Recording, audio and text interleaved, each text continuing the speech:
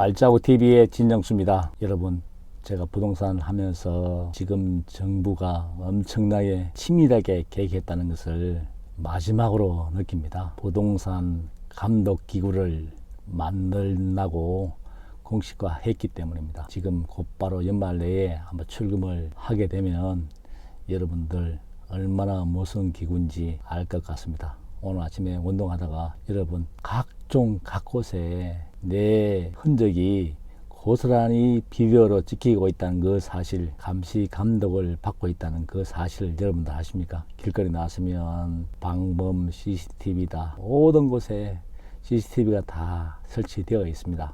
물론 순기능이 있고 범죄 예방이나 미화 방지나 범죄 그런 순기능도 있지만은 역기능도 개인 프라이버시와 모든 걸 감시 받는다는 기분 좋지 않은 그 역기능도 있습니다. 그런데 마지막으로 부동산에서 감독기구를 만든다는 것은 저는 처음에 시장 교란 행위를 할 줄 알았는데 그 감독기구가 뭐 하는 것이냐면 금융감독원이나 물론 범죄 죄를 지으면은 여러분 계좌 추적하지 않습니까? 바로 그겁니다. 금융감독은 없이 부동산 감독기구에서도 거래하는 사람들 계좌를 다 보겠다는 겁니다. 그러면 요즘 안 그래도 집을 살려고 하면 자금 조달 계획서를 해가지고 돈 10원짜리 하나까지 다 소명을 해야 되는데 계좌까지 추적한다는 것은 실로 엄청납니다. 이제 대한민국에서 그 좋았던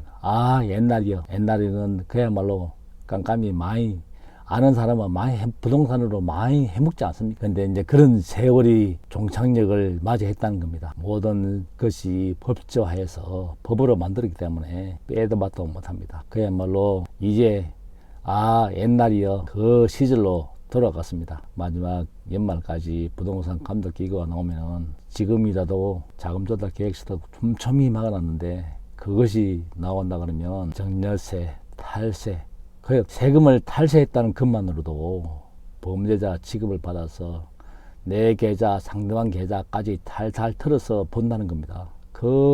거기서 자유로운 사람이 과연 몇 명이나 되는지 세금 정말 무섭습니다. 지금 집이 올랐다고 해가지고 집값은 미래의 돈인데 세금은 지금 현재 내야 되기 때문에 내 주머니에서 나간 돈이 세금입니다. 물론 조그맣게 임대 사업을 해가지고 월세를 좀 받았다가 지금은 국민 의료보험이 아들 자식한테 올라간 사람이 있을 겁니다. 월세 조금 받았다가 지역 의료보험 조합에 가입해야 되고 그 의료보험이 엄청나게 무섭습니다. 저도 군대에서 전역하고 나서 지역사회 사업을 하면서 의료보험이 어차피 의료보험도 내야 되고 그래서 의료보험은 점점 올라갑니다. 지금 전국적으로 노인들이 많고 극빈자들이 많기 때문에 세금은 자꾸 올라갑니다. 그래서 조금 돈 벌려다가 의료보험으로 다 내고 나면 빚 좋은 개살구입니다. 그래서 집도 그야말로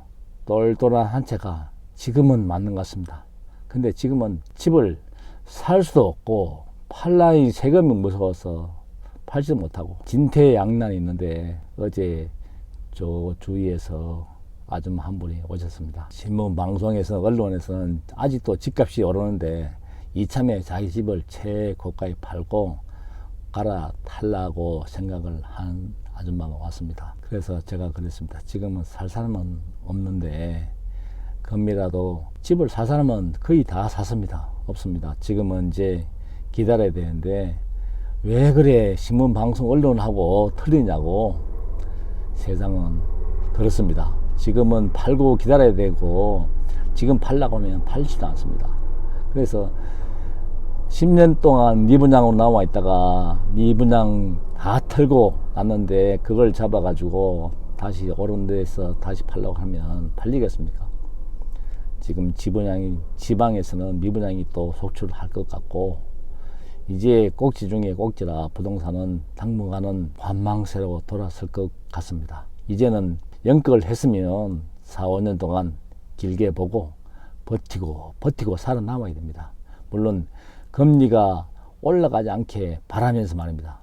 만약에 코로나 백신이 나와서 경제가 좋아지고 하면 그 많은 돈을 걷어들이려고 하면 금리 올리면은 그때 작살납니다. 작살. 그래서 제가 누누이 말씀드렸다시피 빛이 없으면 위기도 없습니다. 빛을 자기 분수에 맞게 줄이고 했을 때 그 사람이 알부자입니다. 자산 가치 50억, 100억 부러워하지 마세요. 빈 깡통입니다. 깡통. 세입자들한테 다 내주고 매일 세입자들 분쟁 쌓이고 송사에 휘말리면은 편안하게 삶을 살려고 하는데 그런 사람을 보면서 자산 가치는 눈으로 50억, 100억이지만은 그 돈 하나도 부럽지 않습니다. 자기가 매월 노력해서 조금씩 받는 거.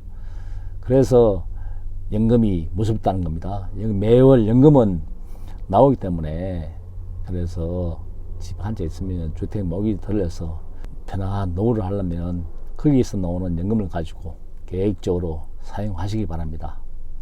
또 부동산 감독 기구를 보면서 지금까지 옛날이 지금이 좋았다.